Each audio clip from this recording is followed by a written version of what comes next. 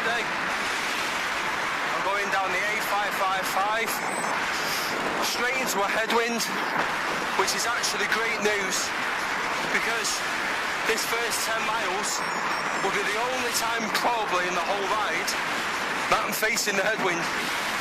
I'm going up Long Hill from Whaley Bridge to Buxton. I should actually have a tailwind, well, mostly because of how many twists and turns it might turn into a crosswind, but I'm going to try my best today to get up Long Hill, which is 5 miles of constant uphill, and beat my fastest ever time of 22 minutes. Last time I went up it was 27 minutes, but I had a headwind and I was on a different bike. Hybrid instead of a road, so looking forward to this.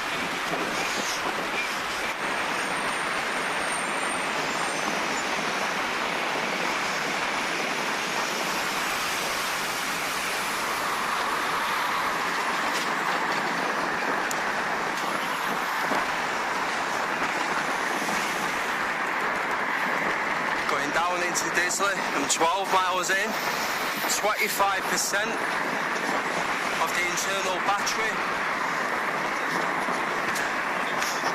This Ribble's got the Marla X35 motor. I've had it for 3 years. Strangely, when you charge it now to full, it still shows 42 volts.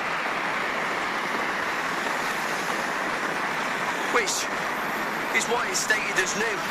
I've done about 110 charges, I think. I've done about maybe 180 rides, but a lot of them rides, I did it in eco, got back with 50% charge. So then, chopping up to 100 only classes of half, 0.5 of a charge. If you charge it from 50% to 100 twice, that's one full charge. That's how the system noticed it, which is very clever. It's how many full charges it's had, not how many times it's been plugged in. Very clever system. I've been laid low with a bad cold. So, today, for the first time since I've had the bike, I've gone in the app and I turned eco up to the 100 watts that it comes when the bike's at factory settings. And I turned sport mode up from 150 to 175. And to get around that increase, because I didn't want to go on a hilly ride in the Peak District, as I'm still pretty much recovering from a bad cold. So to get around the increase of power that I'm asking from the bike, for the first time in a long time, I've installed the range extender. And what I've done with this range extender during the summer months, to make sure that one day I didn't go to switch it on and find out that it's dead, I would charge the range extender, and then when I got back off a ride, with say 40-50% internal battery charge left, I would top the battery up with the range extender.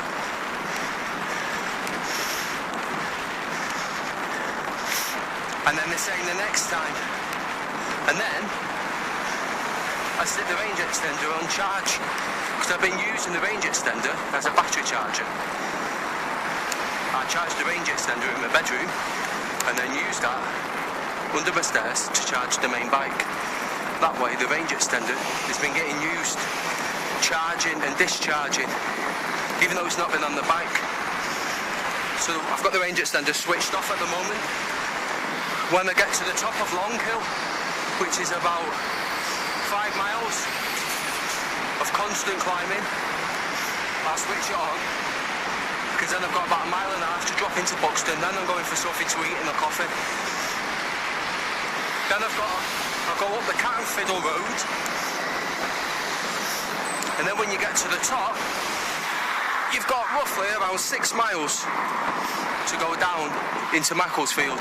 So every time I'm going downhill, the range extender will be topping up the internal battery. I never get to Macclesfield and the range extender's dead, but my main battery's even 70-80% charge. I will absolutely fly home and probably still have some charge left.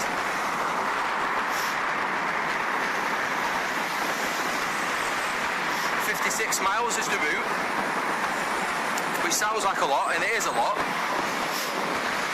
but I'm relying on more power from the bike than what I normally use with the settings that I've had it set since I got the bike, which is to turn down eco and sport to essentially get more miles. So hopefully my plan means I'm able to do this ride without affecting my recovery too much. I mean, going up longer, I'm going to stick it in sport and hopefully get the full 175 watts.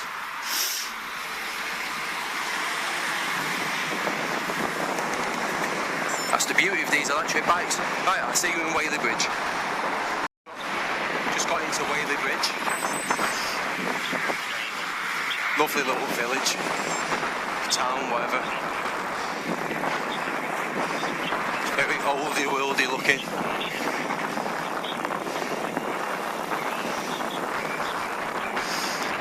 Before I do the 5 miles of uphill, long hill, I'm going to stop, have a quick gel.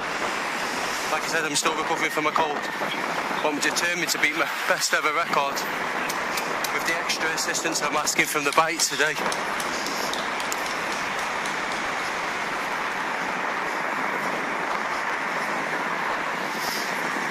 Right, I'll see you at the start of Long Hill. Right, Yakko, have a look at this, if you can see that.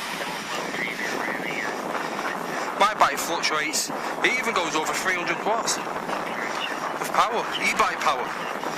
What the heck?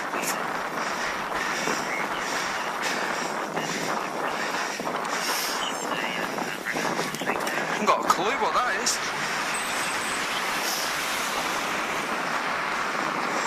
That was the steepest part of Long Hill, that. So I'm going to put it down to level 2. It's supposed to be 175 watts max. I'm still getting over 200. I don't know.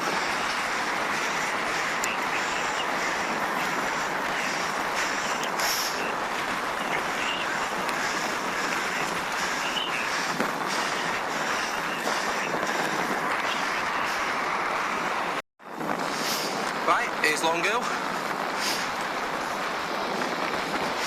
Averages for the 5 miles, about 3%. What makes it difficult is it's not a constant 3%.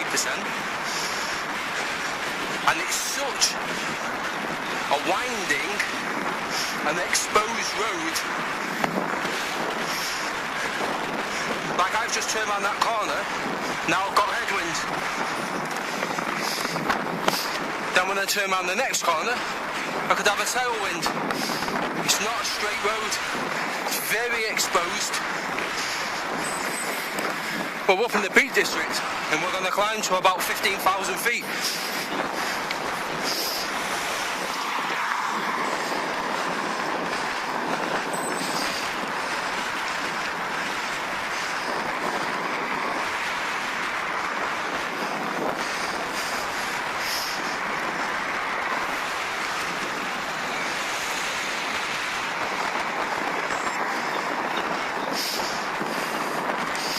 I'm on 63% of the internal battery. External's not even switched on yet.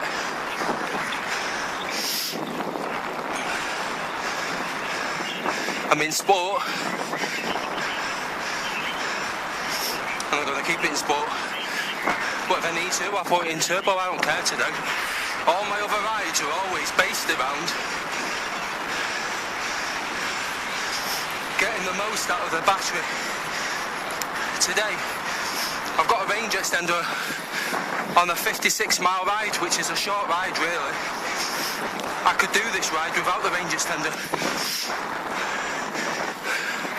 So today, I want to feel the benefit of having an electric bike.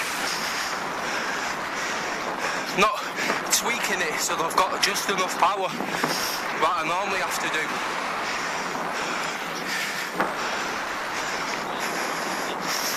There's the Peak District National Park marker. So we're officially in the Peak District. I'm on a 4% incline. Headwind.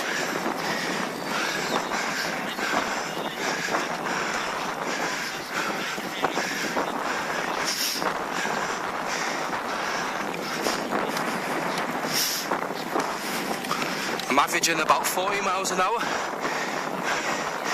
Pretty quick.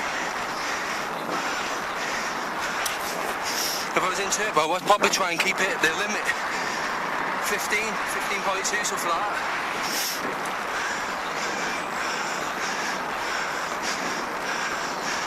I had a look on Strava for this climb to see who holds the record for taking an electric bike up. Someone's record is 26 miles an hour.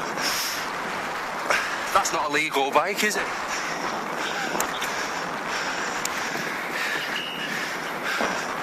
Got no chance of beating that.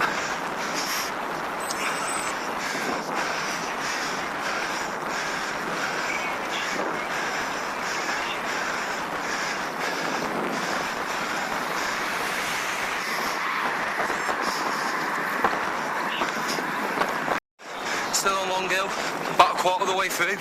Currently on 5% incline. Still maintaining 14 miles an hour. Still don't understand why my bike in sport mode is giving me 200, 220, 230 watts. But it's supposed to be 170.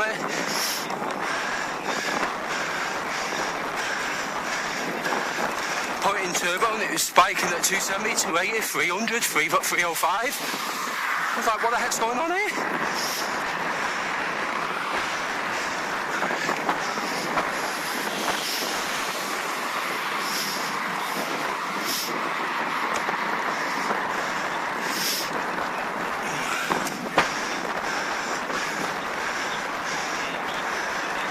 Another thing, a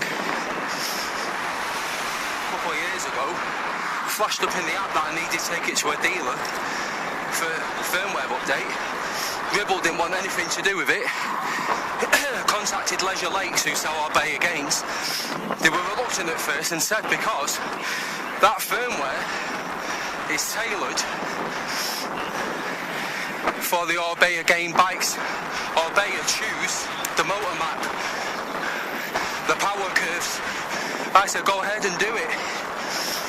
So I'm not sure if that had anything to do about it. It's still the X35 system.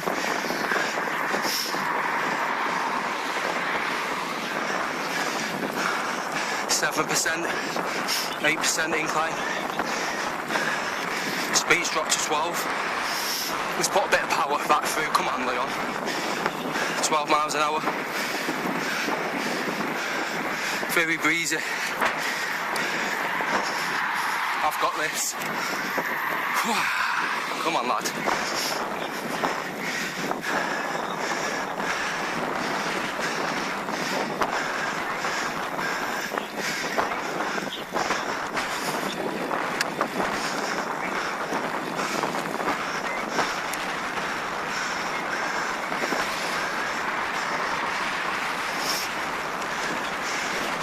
God, this is exposed straight into a headwind. Should I stick it in turbo? Yay! To be honest, it's not making much difference. That's how strong this headwind is. Excuse me.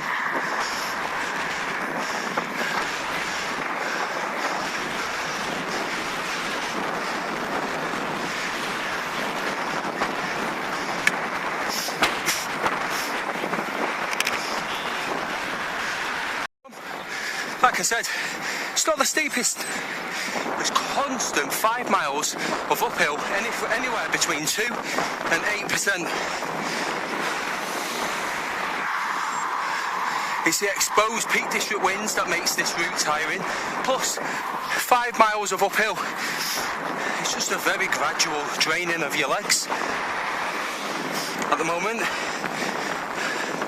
I'm over 14 miles an hour. I'm in sport mode.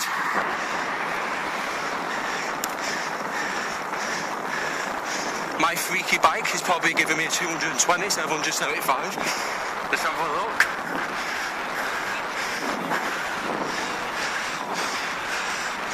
Let's have a look. 200, 220. It's jumping all over the place. 210. 235 I've seen then.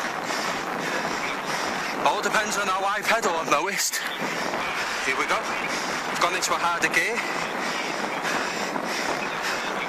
Maybe it's not accurate. Because them watts are jumping all over the place. Yet the power I feel at the hub is constant, so who knows? Could be a glitch.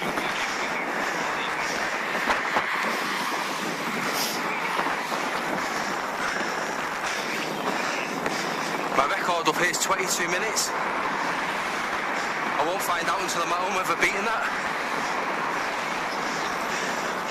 When I upload this to Strava, I'm below 50% battery, probably 40%, with a full range extender. So, my range extender's capacity has definitely dropped. Not a chance will it charge my bike 70%. I'd say 60. But if I get to Buxton with 30% and top up to 90, and I've got, I'm trying to think how many miles I would have left to do. Here we go, let's have a look on the Garmin. Well, I've got 34 to go. So I'll probably have 30 miles left to do. 6 of them is coming down off the Cat and Fiddle. While we're doing 30, 40 miles an hour, no battery, I could even turn the bike off. So, I can use as much as I want today. I don't always do this. I've got a tired body and recovering from a cold, like I said.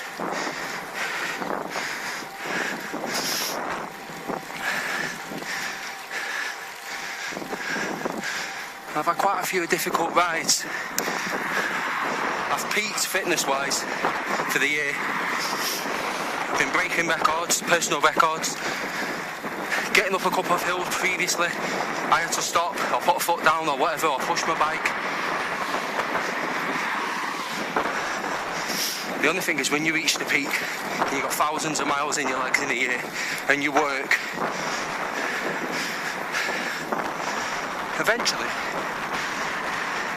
fatigue sets in, which I've been getting better at reading my own body, because in the past fatigue sets in and then what's next? Injury, illness, overtraining. 2 years ago it was pneumonia. 44 years old from COVID, working in the hospital.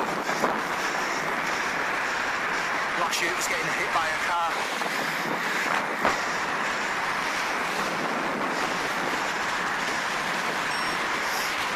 I'm going to stop, check my bike percentage, and I'm about to drop into Buxton. See you in a sec. To record this, but with the video being recorded off my sports glasses, you might get more of the road unless I lift my head right up, which ain't natural.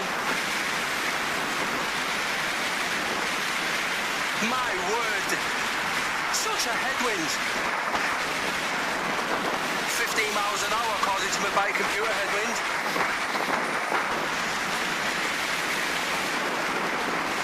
Feels more than that. Also means the wind should be with me going towards Macclesfield when I go up the Cat and Fiddle.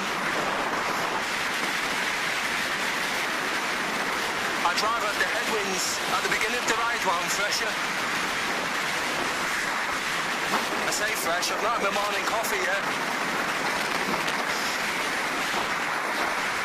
Right, let me sit up.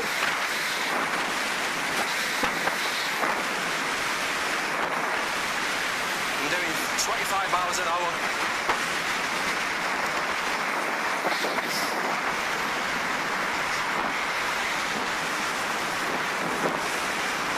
I can see King Solomon's Temple on the hill,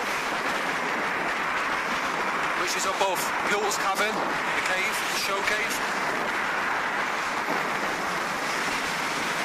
I think this might be about the 4th or 5th time I've cycled here this year, and to be fair, it's probably my favourite cycle destination. It's got everything.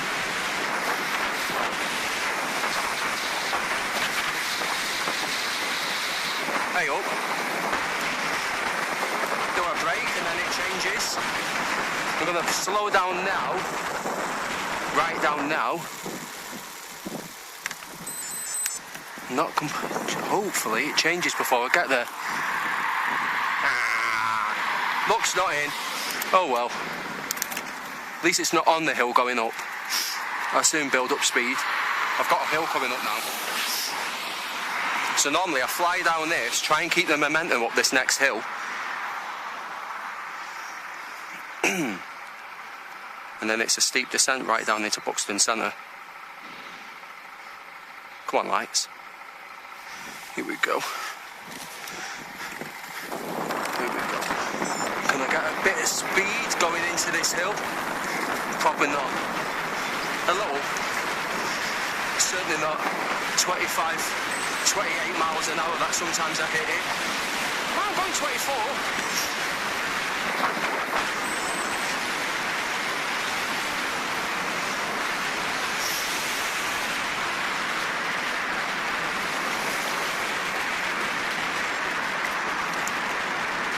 Right, out of the saddle,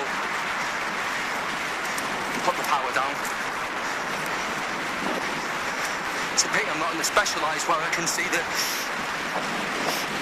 power I'm putting out, the built-in power meter. It's quite addictive really. First time I've ever rode with one.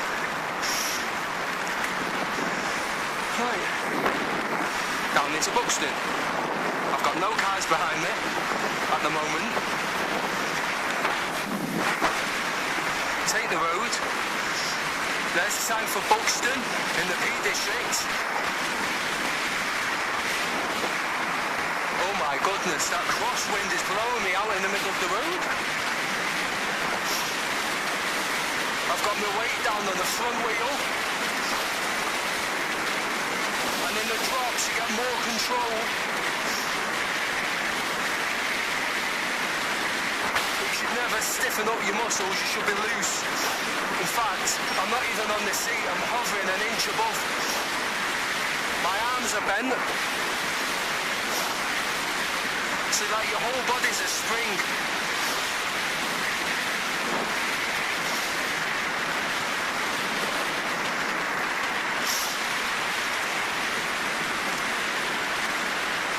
I've got the saddle between my thighs. And down on the drops. And this is where it speeds up.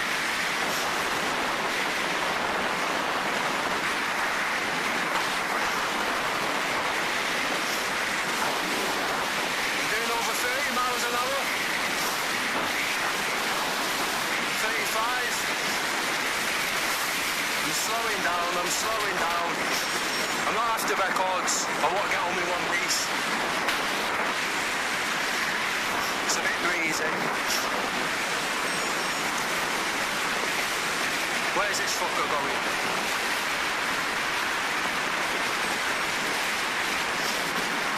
SH, does that stand for shit? Driver. Risk taker.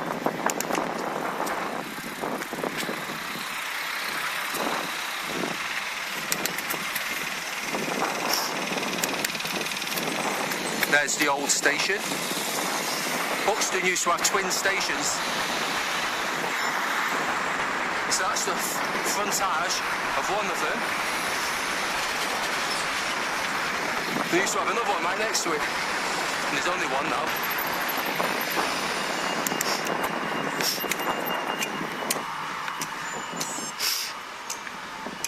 A got to the top of Long Hill with 36% charge, and I put my range extender on, which was obviously 100. So I'm guessing my range extender could probably charge my bike to 100%. I've still got to go up the Cat and Fiddle climb, which is about a mile and a half, a little bit steeper than Long Hill. So I think today, unless that tailwind's really behind me, I might stick in turbo for that.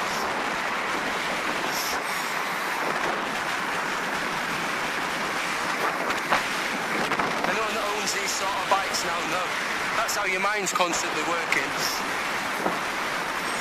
What points in this route, what point on this ride do I need the bike? What route, what part of the route can I take control and cycle unassisted? Although, with my range extender on today, my bike's about 14.5 kilos instead of 12.7. So on the flats, if I'm doing 70 and 80 miles an hour, I feel like extra weight.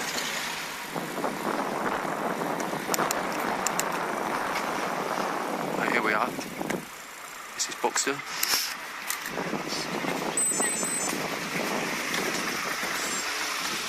And I dismount. Right, I'm in Buxton. Went for a coffee and a cake. I let the external battery charge up the internal.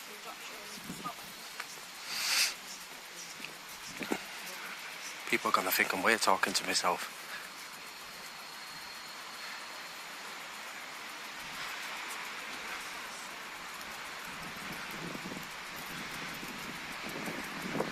Beautiful architecture.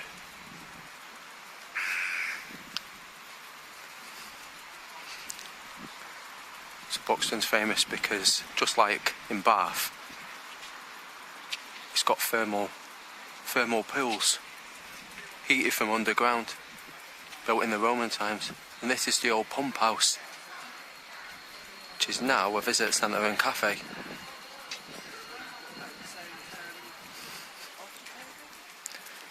The Victorian pump room.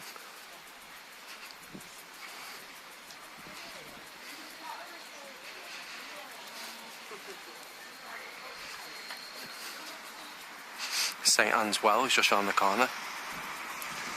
Again, that comes from a thermal spring, so that water all year round comes up about 28 degrees, I think it is.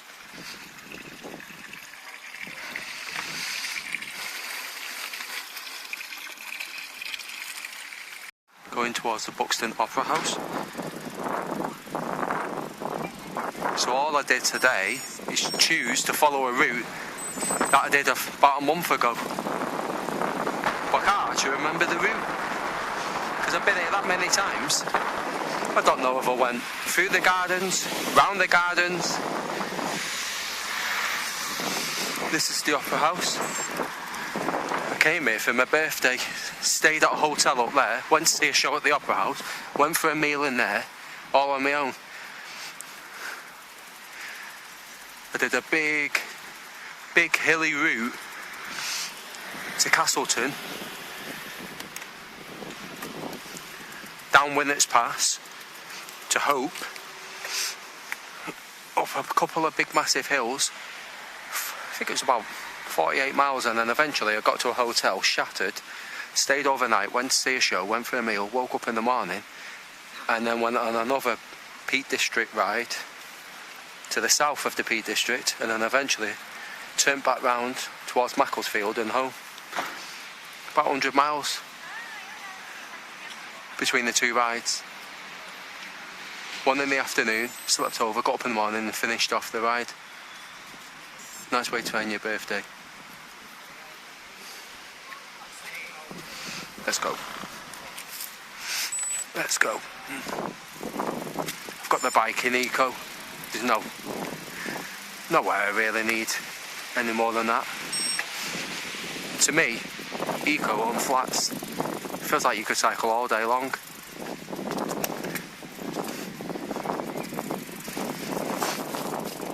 Right, where's my map? Right, I'm not going through the park, I'm going round it. Here we go.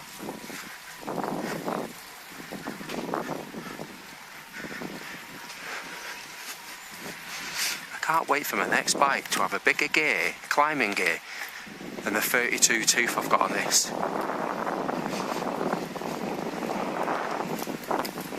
I know some true cyclists say, oh, you can get up anything. Maybe you can. I can't. And the thing is with the X35, once you get to a steep hill and your speed drops, with it being a hub motor, you lose most of the power it can give you. It gets bogged down. So you may only be getting 20 newton meters of torque, going up a 20% climb, but then you're left with, compared to these true cyclists who cycle on 7-8 kilogram bikes, you're left with very little assist going up 20% incline, and a 13 kilogram bike carrying 5 kilos more than these other cyclists.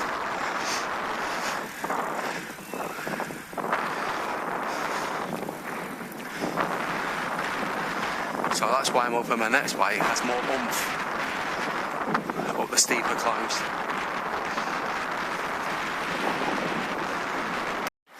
The Cattenfiddle Road is closed to traffic.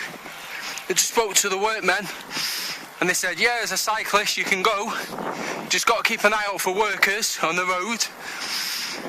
I have never gone up here when it's been closed. Can't wait. Now I can take the middle of the lane instead of the bumpy, shitty gutter.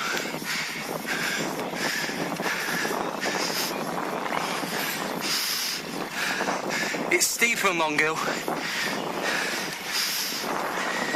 I'm currently on about 5%. I've got it in sport. I'm doing 13.5 miles an hour. I'm going up to sport today. I don't normally do any of this. Normally it's a single battery, 50-60 mile rides. All of the assist levels turned down in the app. Even turbo, I have that set at 100, but with people saying that the motor gets bogged down on steep inclines, makes me think, do I ever really get the benefit of turbo if I only turn it on when it goes above 10%? I'm doing 13 miles an hour, 7% incline in turbo. I've never done this before. It feels great.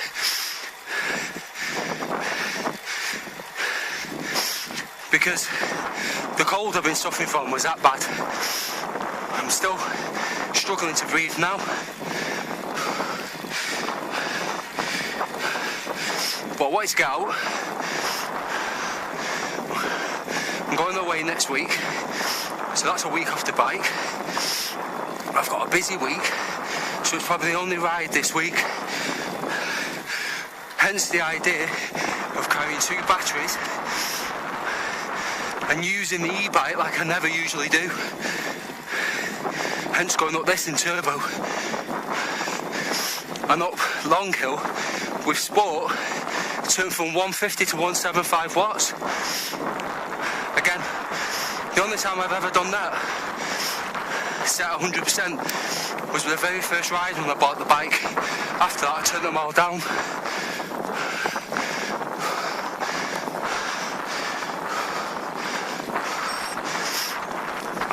This is nice. I sound out of breath and I am. That's the cold. My legs feel great.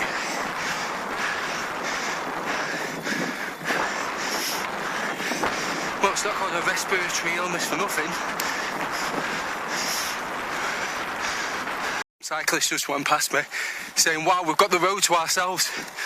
The Cattenfiddle is renowned for being a heavy goods vehicle road.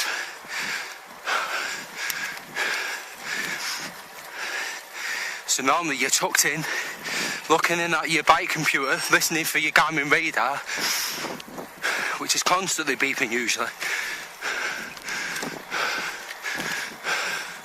Some hikers.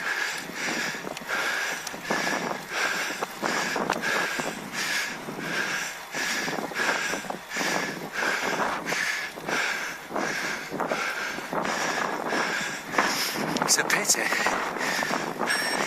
that I'm probably only going to really do what I'm doing today while I'm still recovering from illness. I'm just thinking, if I would have done this a month ago, 3 weeks ago maybe, I would have flown up here.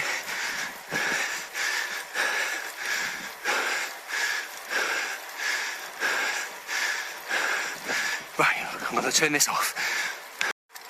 You see, Cat and Fiddle Road, closed to traffic, but not to me. There's the Cat and Fiddle pub. I don't know, I think this section, yeah, I think this section's open to traffic. Cars come from this way, from Axe Edge Moor and Flash Village.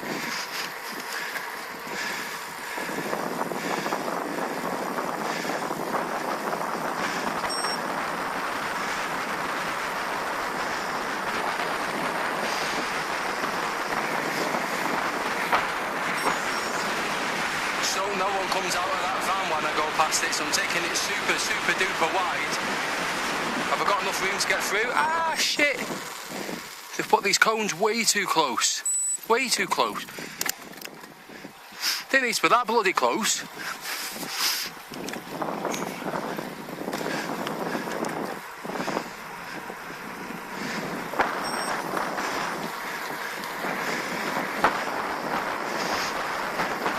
So you get a bit of downhill here on the Cat and Fiddle. You build up a bit of speed, and then you've got about half a mile of gradual uphill to the Cat and Fiddle pub, which is now, I think, a brewery.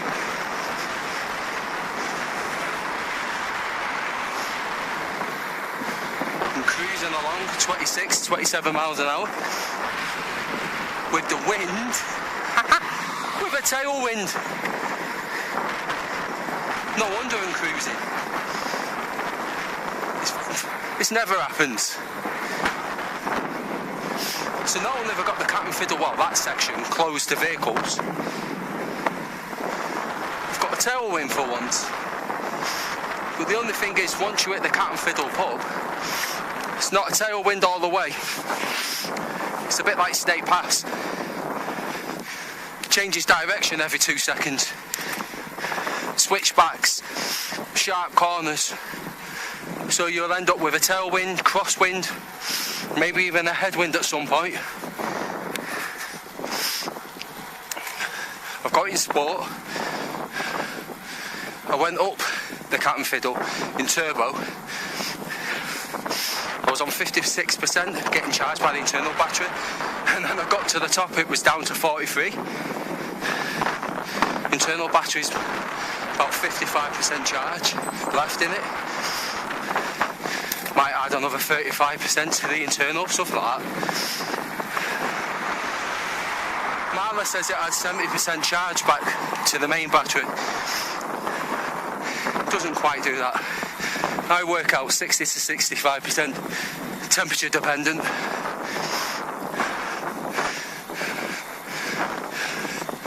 I'm in the big ring.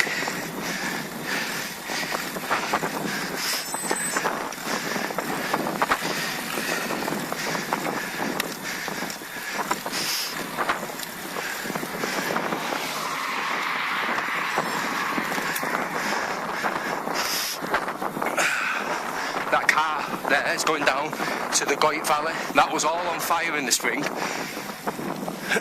Cycled there recently, it's all growing back.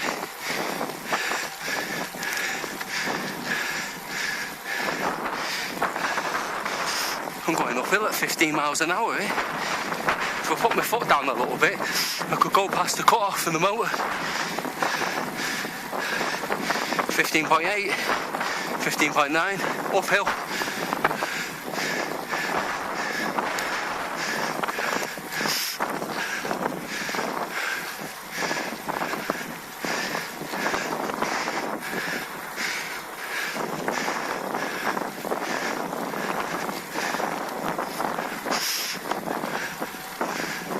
tailwind is so good. This is uphill. I'm doing 15.7 up a 4% incline.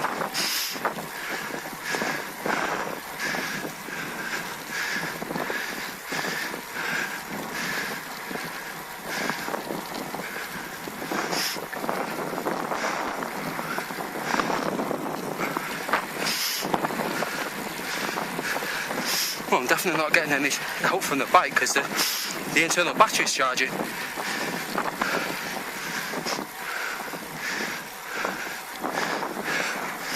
All this moorland. What a beautiful day. Last week of September.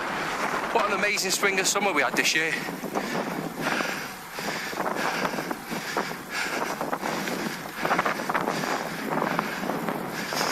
Derbyshire Bridge only. Okay.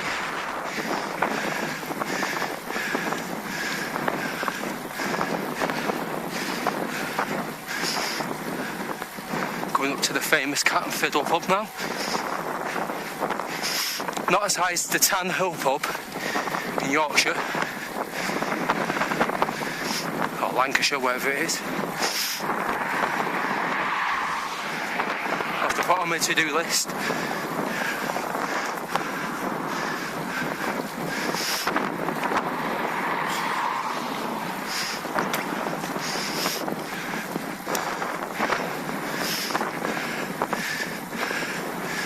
Mobile phone mast.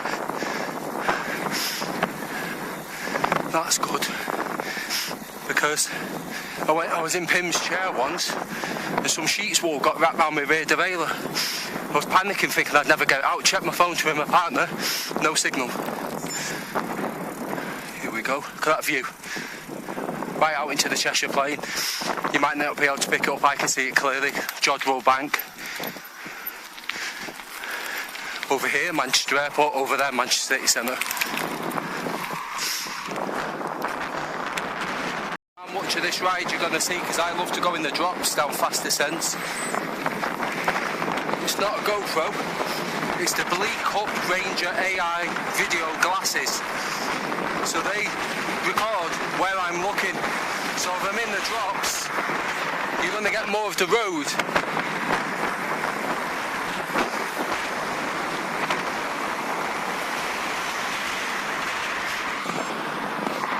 We've got traffic with us now, but because they can't come from Buxton, only that cut over the moor,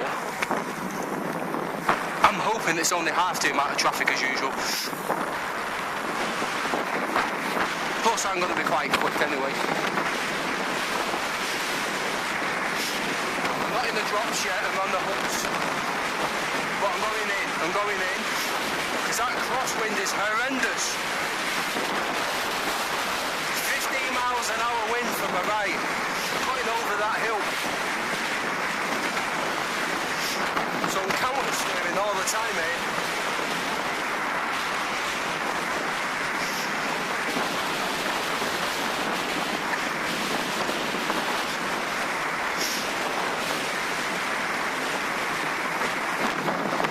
There's a lot of YouTubers who go down the hill at 50 miles an hour, and I've done it myself. Don't be tempted to do it until you build up the skill set and the confidence, and even then it's risky, especially in these hilly rides. If you've got carbon wheels 15mm depth, they catch the wind. All of a sudden you're blown out or blown over to the side of the road. I've been there, scary. There's Shutlings Low, looks like a piece of Toblerone, that hill. My goodness. I took that corner at 30 miles an hour.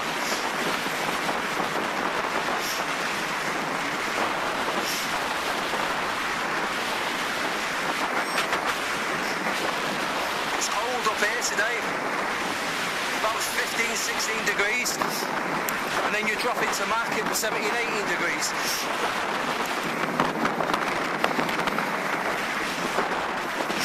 It's about 6 miles to Macclesfield. But because the vast majority of the cat and fiddle in this direction now is downhill, them 6 miles don't take you long. You can do it in as little as 15 minutes, I think.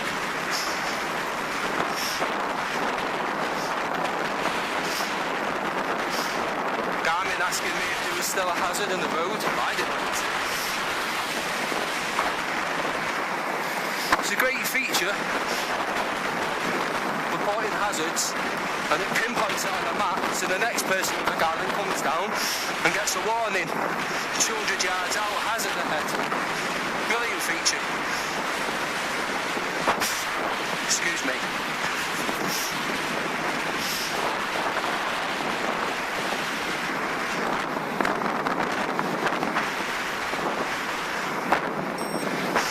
It's probably about, I don't know, in the last 2-3 years, I've probably done this 12 to 15 times, this route, and I never get bored of it. And then in the future, when I've got my next bike, I'll throw that around here, point it up the same hills, see how it performs.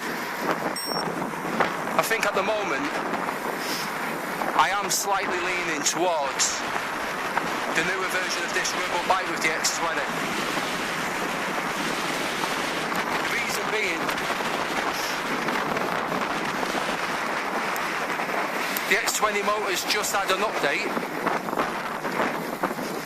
to give it 275 watts maximum peak power, 65 newton meter equivalent torque, equivalent compared to a mid-hub mower. And another reason, I might not need a range extender for that bike, because what they've done is, they've gone with the larger Marla 350 watt-hour battery.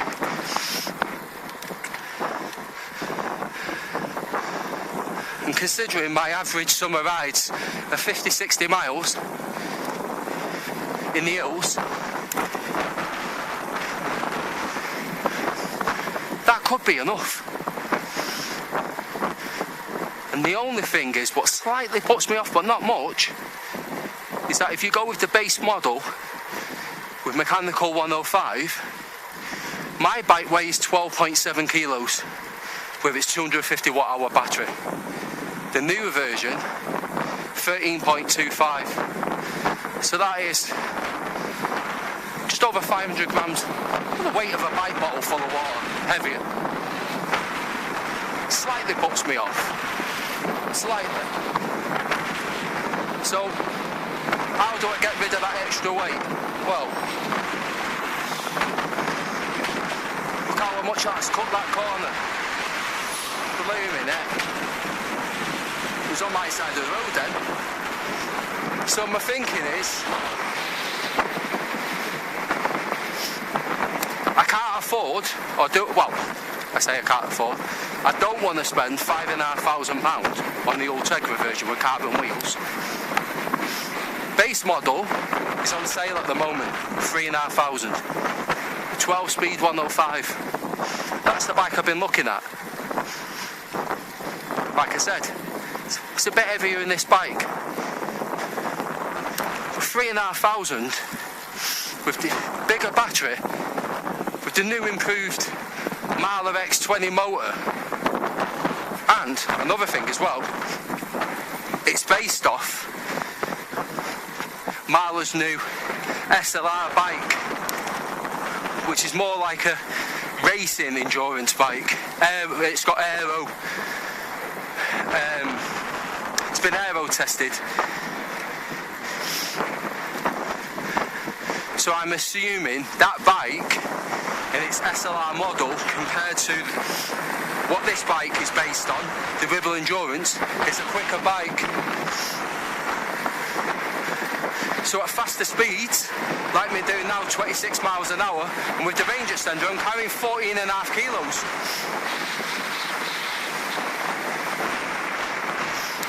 So it might not be as much as a problem as I'm worrying about. But like I was saying, what I'm thinking is go for the cheapest model, And then when you order it, Ribble will allow you to do upgrades. So, for £100, you change out the handlebars for carbon handlebars. Looked on the website and seen that cuts off around 100 grams, 150 grams I think.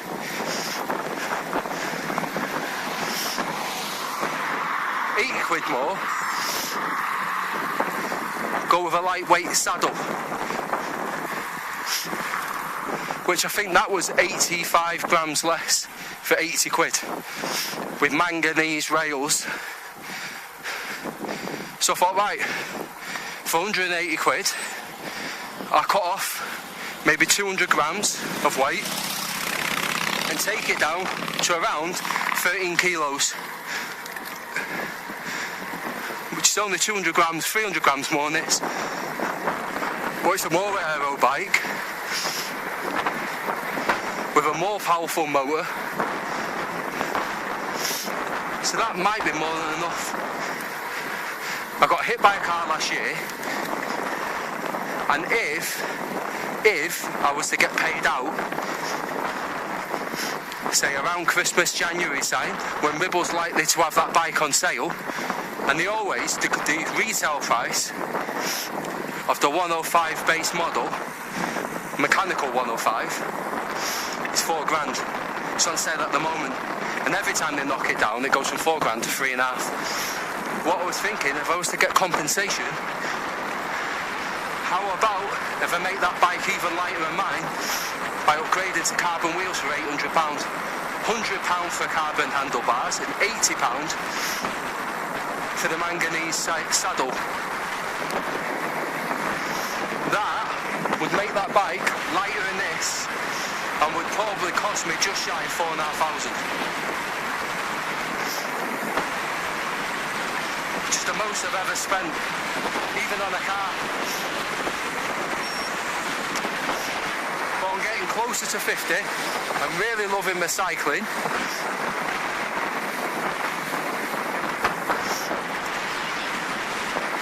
And if I was to get a nice little payout, that could be my own little treat to myself. I've already saved up myself £2,000 towards a new bike.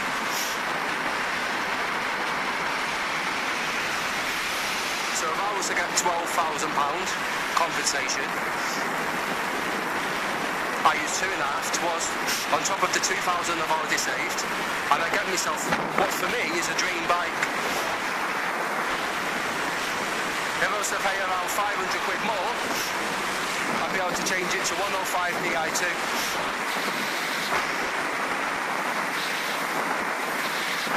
Is electronic gear shifting, for me, is that worth £800 extra for? Personally, I'd love to have Di2. If the bike was given to me, if I won it in a competition or whatever, I'd absolutely love it. But I've never had electronic shifting. And I've rode 105, the current, not the 12 speed, the 11 speed. 105 is fantastic. I love the click of the cable. It's cheaper to service. You don't have to worry about batteries.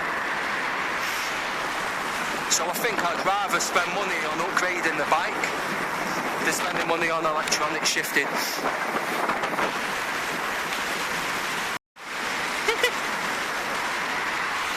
Oh my god, I love this.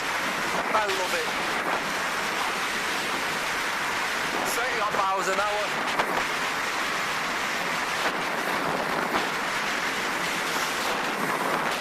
I'm in the top gear, which just shows me that the new CGR, which is lighter, the new CGR weighs less. That's got the X20, weighs less than the SLe. But it's only got a 46, 30 front chain rings. On this, I've got 3450 subcompact, and I'm already in the highest gear here of 32. I'm not saying I'm spinning out, I'm only spinning at 80 RPM. But I love cycling downhill. I would lose that if I got the CGR. Although, it's 32 front chaining combined with a 36 on the back would be amazing for getting up hills. Unbelievable, you'd get it up hard, not pass. If only they did that bike as an option of a 32/48 in between the two, I might consider it.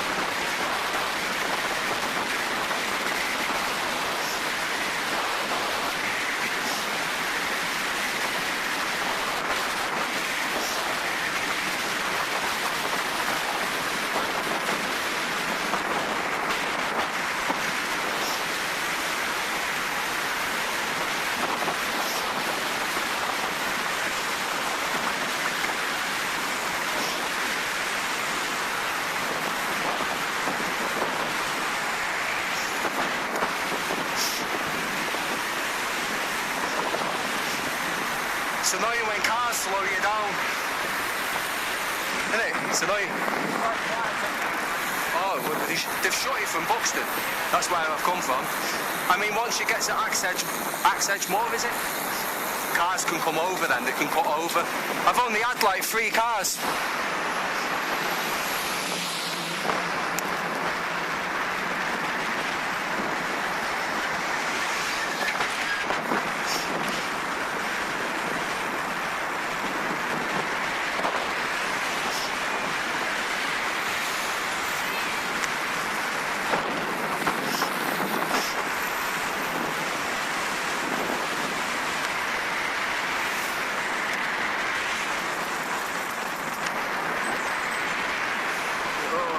Got to be able to read traffic on these bikes. Eyes in the back of your head. The thing is with the Garmin Varia, you can't assume there's no car behind you because if it's travelling at the same speed as you, it doesn't show up.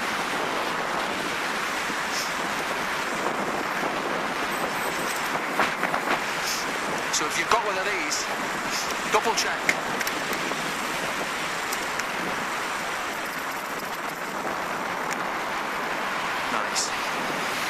Timing. This is Macclesfield.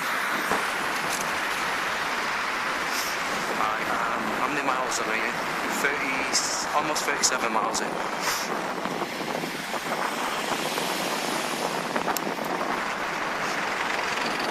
9 to go. Oops. Is it gonna let me go? Is it? Is it? Nope. Cheers. And I'm in the wrong gear.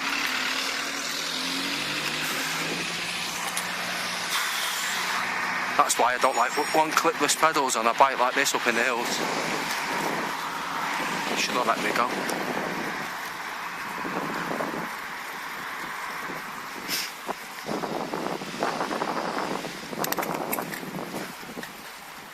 Here we go. Macclesfield Town Centre now, heading towards Broken Cross, then heading towards Chelford and Henbury. Then I'll be going towards Wilmslow, past Manchester Airport and back home.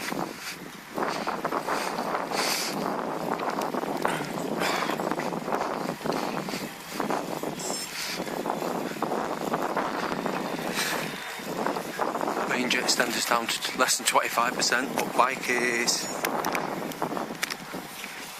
probably close to 70% charge, with about 90 miles to go.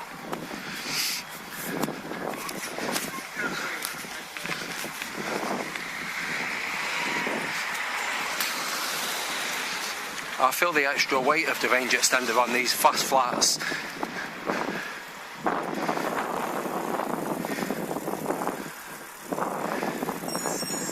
But if it means I'm doing 70 miles an hour instead of 19, 20, I can live with that. I've got an eco at the moment. I've got eco at 95%, normally I have it on semi. Even that feels great. Normally I ask very little of the bike. That's why I normally arrive home with still 50% charge a lot of the time. I get what I want out of the bike.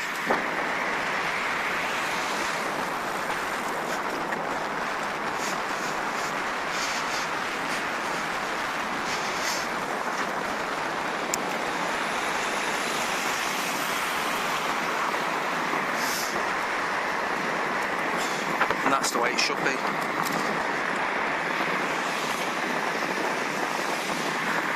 I'm going to bang it up to sport in a minute. Put my foot down. Because it's a bit of a climb to Broken Cross. It's not steep. So between me and the bike, if I'm putting out 300 watts and the bike's putting out 200, we're fly up this. Probably at the verge of the cut-off. So here we go. Felt a surge of power. It's so addictive.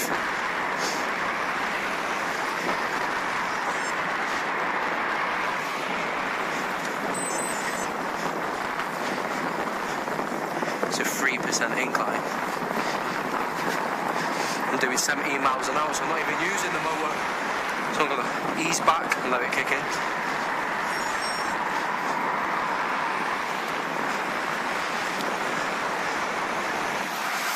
The X35 motor cuts out pretty much instantly. There's no tail off. It's one of the biggest complaints I have. You reach around 15.6, 15.8 and it just cuts off. The Specialised Turbo Vado SL and probably the Creo, it cuts off from the full assistance at 15.5, but tails off, you can still hear the motor whining to close to 17 miles an hour. So they're using that 10% leeway that the EU give manufacturers. 10% means they've got an extra 1.55 miles an hour. Add that on top of 15.5, and that's where you get your 70 miles an hour. And it cuts off around 16.8, 16.9, and it's nice, because by that speed, you've got momentum.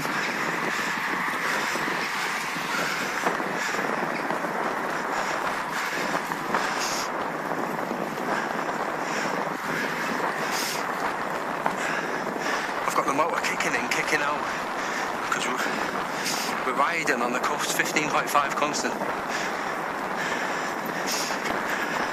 So if I slow down very slightly, it kicks in. But then it kicks me right over then to about 15.8, 15.9 that I'm doing now, up at 3%.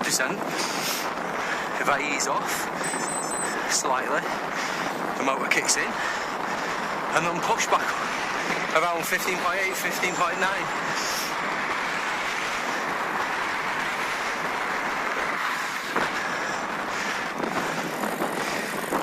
See the range extender running out soon. We're saying that this is going to be that quick down here.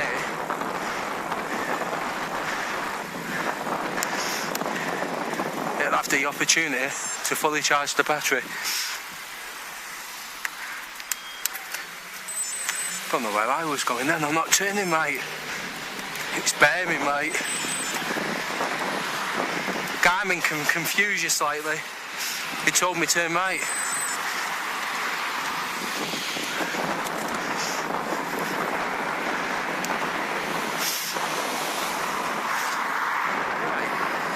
This is usually a very quick road, but, and this is what I don't like, the last time I rode down here with range extender, with the extra weight, I can easily cruise miles on this road now, above 20 miles an hour, but if it's busy, it's laden with potholes, and not just potholes, sections where the ground's bumpy, bobbly, and you can hit the odd bang and your chain slap.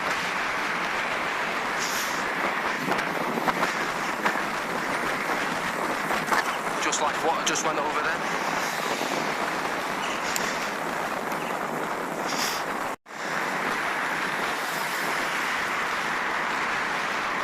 That was not 1.5 meters, and I'm pretty certain that 1.5 meters is based on a 30 road. This is a 40, sorry.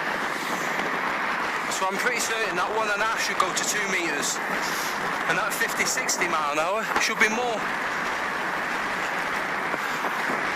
Don't push my elbow at this speed.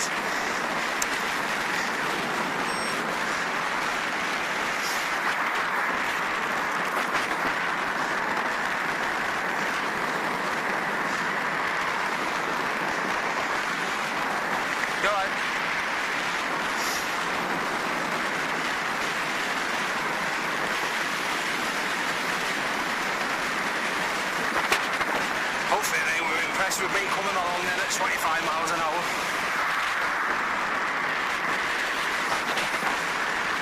There's a massive pothole there. That's the thing about passing people close. I might be on a straight trajectory like I am now, but I might have to suddenly avoid a pothole and move out. And if you're super close, that's where we have an issue. So I try and scan the road ahead, and if I see a bit of a bubble, quick look over my shoulder and see if it's safe to go around it.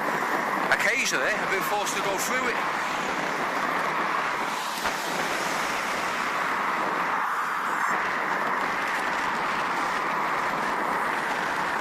It's right for motorists to think, oh, it's another dickhead cyclist. The thing is as well, I'm a motorist too. I passed my driving test 29 years ago.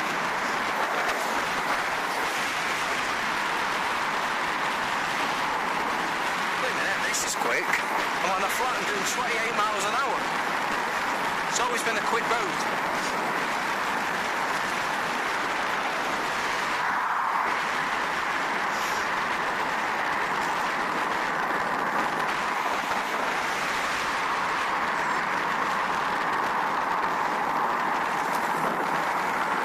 This is where you could do an aero bike.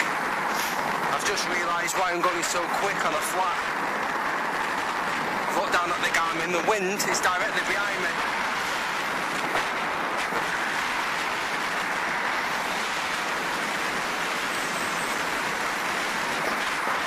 My word, this is an uneven road. I've stopped pedaling.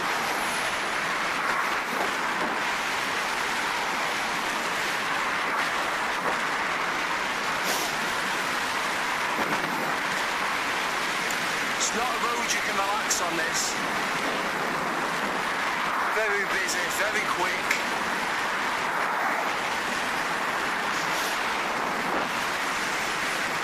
Another tip, I've got the Garmin Varia, but occasionally I'll look over my shoulder and look at a car, and it's not me checking there's a car there, I know the car's there, it's me eyeballing the driver to tell him I'm watching you.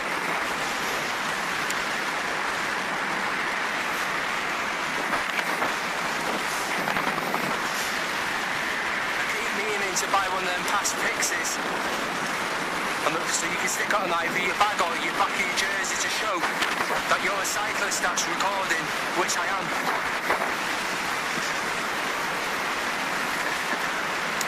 See if it makes a difference. I'm guessing it'll make a difference for some, but not for all. Because some people just don't care.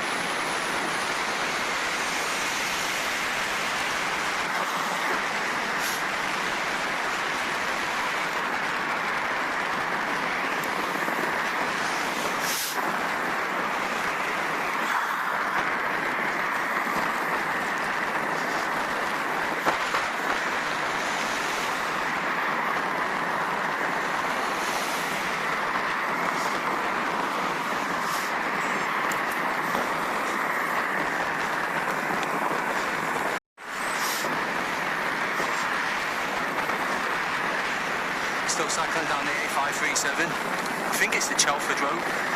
Goes all the way to Knutsford this from Macclesfield.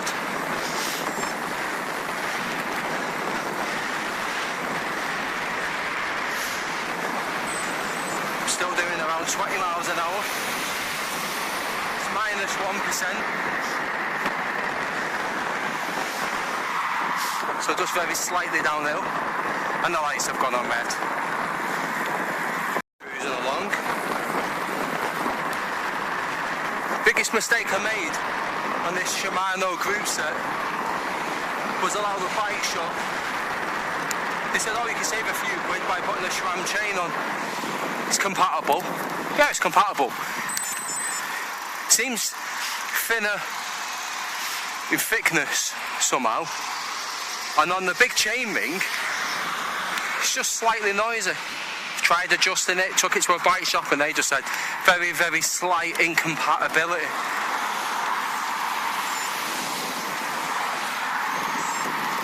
I thought it was because roughly at the same time, when I bought a new chain, it coincided when I decided to try waxing chains. So just before it was due to be waxed again, I put a drop of lube on each link just to check. No, it's only very slight, but just something you notice. Yeah, they are class compatible, but they're not 100% a match.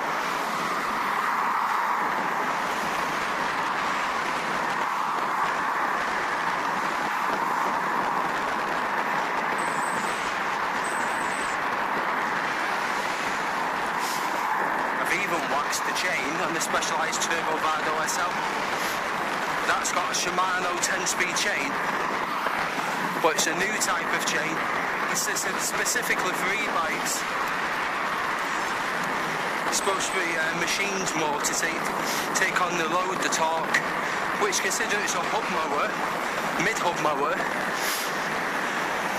which adds extra torque to your own pedaling, puts more strain through the drivetrain. So I've waxed that chain as well, and that is super quiet. And it's just great that all you have to do when you go home on a waxed chain, because it still picks up dust, it just doesn't go into the rollers. You just get a rag, spin it through the rag. Occasionally I get one of them alcohol reading glasses wipes, wrap that round the chain with my fingers and just spin it a little bit. You look at the chain, looks brand new. I've got that Silka Super Secret drip wax, and maybe every 4 or 5 rides I put a drop of that on each roller. And what's weird about that stuff is, when it dries, you come back to your bike and it looks like you've just hot waxed it. You've got all the dried wax on the chain, because it's just a wax emulsion. It's the same stuff what's in the hot melt. So last night I went to my bike and I was backpedaling, and the chain stays were covered in little pieces of dried wax after I waxed the chain.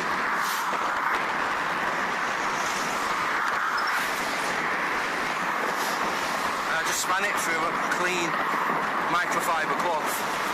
I got pretty much all of it off.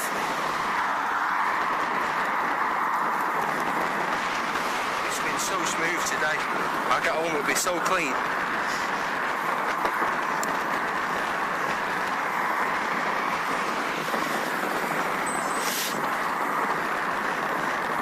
Well, I'm 40, nearly 43 miles in. Average speed 15.5. Nearly 3,000 feet climbing. Good going.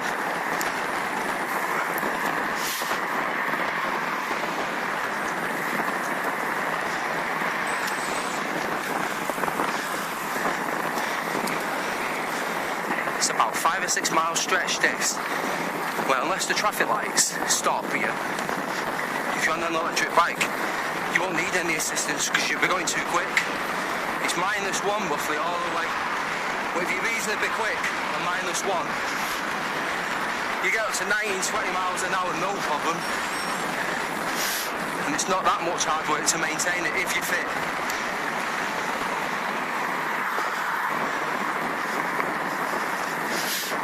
I'm about 80% fitness, I reckon, 85. I can feel the difference. But I'm happy with how I'm doing today.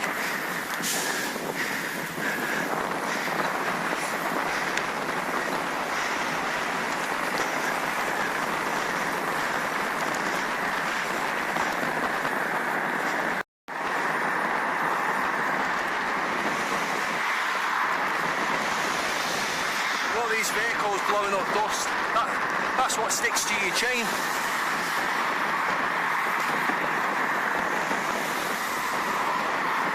Still cruising along, still doing roughly 19-20 miles an hour.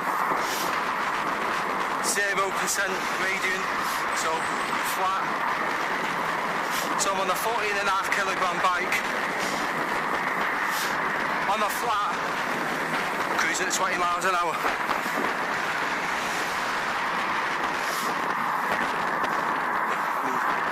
I'm assuming you need a reasonable amount of fitness to be comfortable at that for an hour or two. Today's going to probably be about 3.5 hour ride. Yeah, I'm about 40 minutes from home, 11 miles.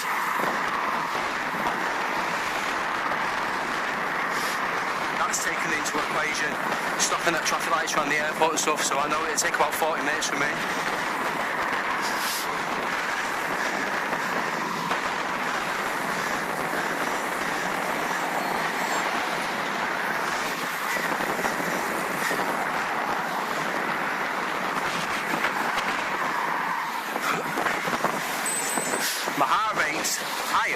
On this flat, at this speed, than it was going up the hills using the e-bike.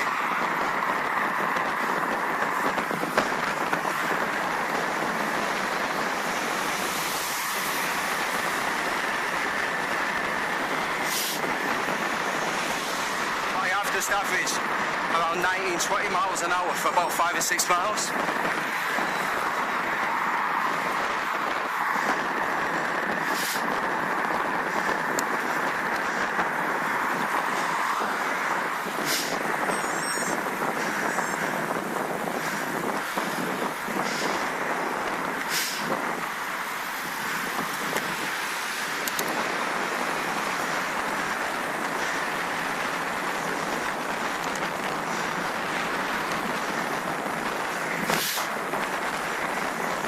The wind behind me all that way.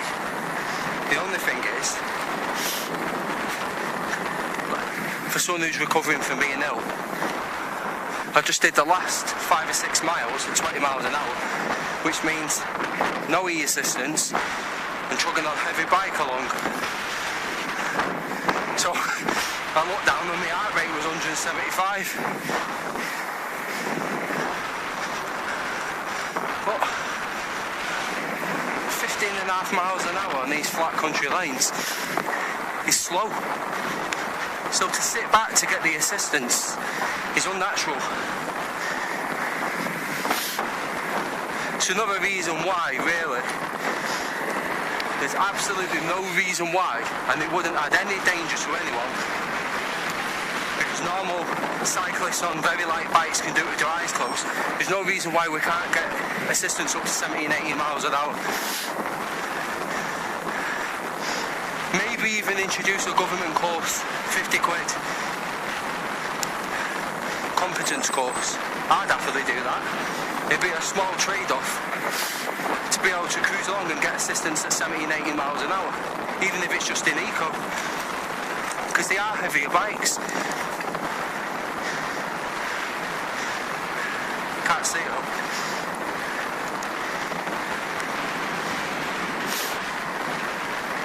I mean, I'm cruising now at 18, but I can feel through the pedals the resistance, especially with that big heavy range extender.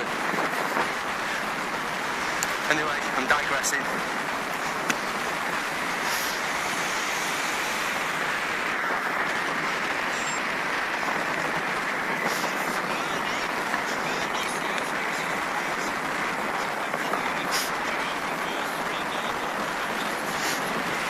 I'm off the Honeybee Hill. Soon get up to 30 miles an hour plus on this.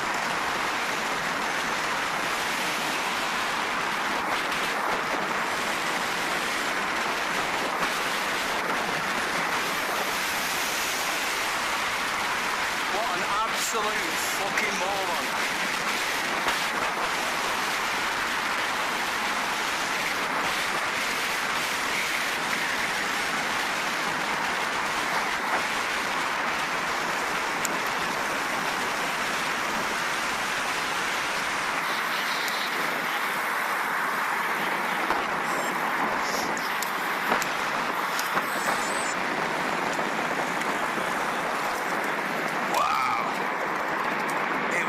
Going through Manchester Airport tunnels. I've been bursting for a week, but I know a cut through that I can take a slightly different route home. And also, I don't have to cross over 2 sets of traffic lights, so it might be slightly longer, might be quicker. Got to take that into account. 51 miles in, average speed 15.7, and energy, I feel great. Absolutely great. I'm not a big eater on the bike. Most of the time I return home and I'm reaching for packs of like pistachios, walnuts, cashews, because I don't eat enough on the bike. But again, I knew I was recovering from being ill, so not only did I turn up the assistance on the bike, I've ate in Buxton and I've ate in Macclesfield, and I've had snacks on the bike in my bag.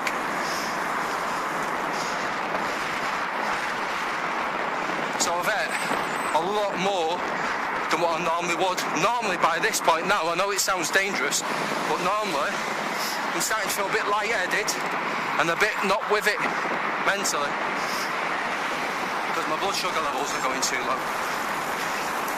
I know I'm not diabetic. It's just that, I know it sounds stupid, I don't eat breakfast.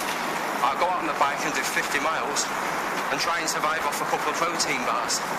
I'm alright in the summer, I can do it.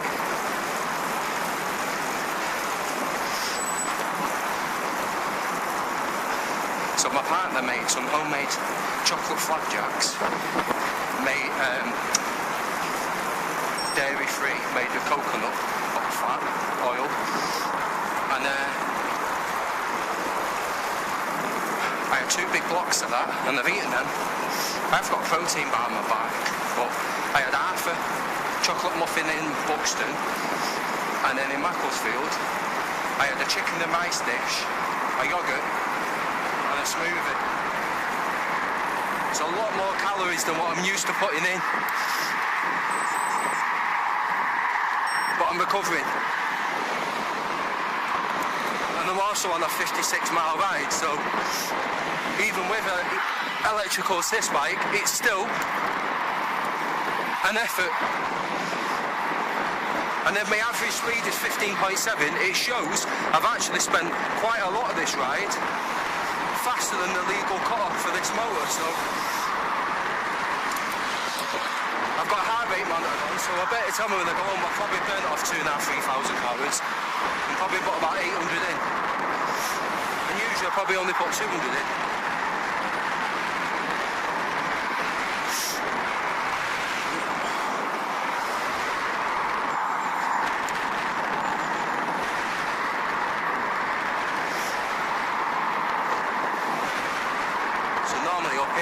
Manchester Airport, I've got to wait at the lights at the cargo centre. I'm going to swing left where Amazon's got a big warehouse. When I was a kid, that was farmland. But if you go behind there, the old lane is still there, and there's still some old farms. But Manchester Airport and all the councils that have chipped into the ownership have decimated this local area. They don't give a toss. It's all about profits. What a stupid place to park.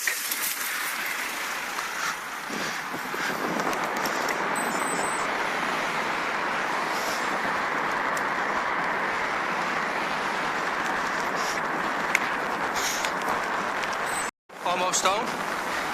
Well, about a mile away. I am 55 miles in, 3,100 feet of climbing.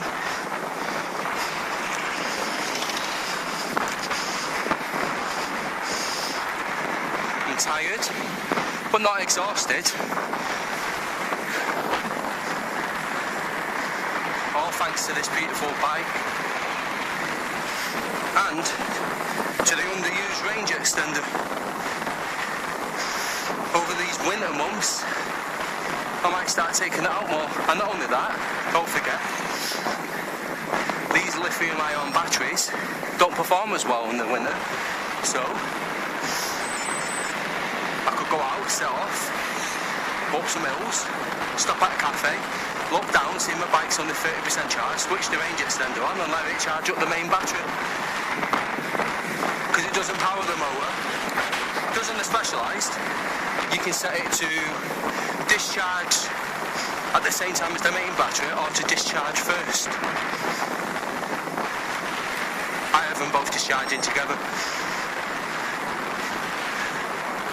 And what it does is it alternates between internal and external battery, because you can see on the Specialized, your main battery goes down 10%, then the range extender goes down 10% and vice versa.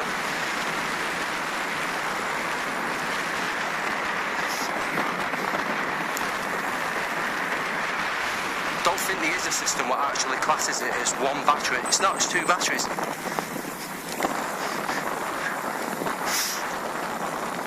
I suppose even on the Specialized, your first 5 or 6 miles is your internal battery, and then the range extender does the next 5 or 6 miles.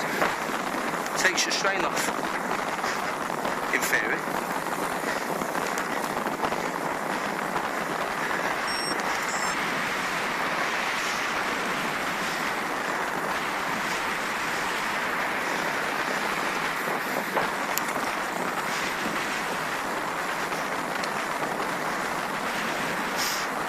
Average speed is dropping.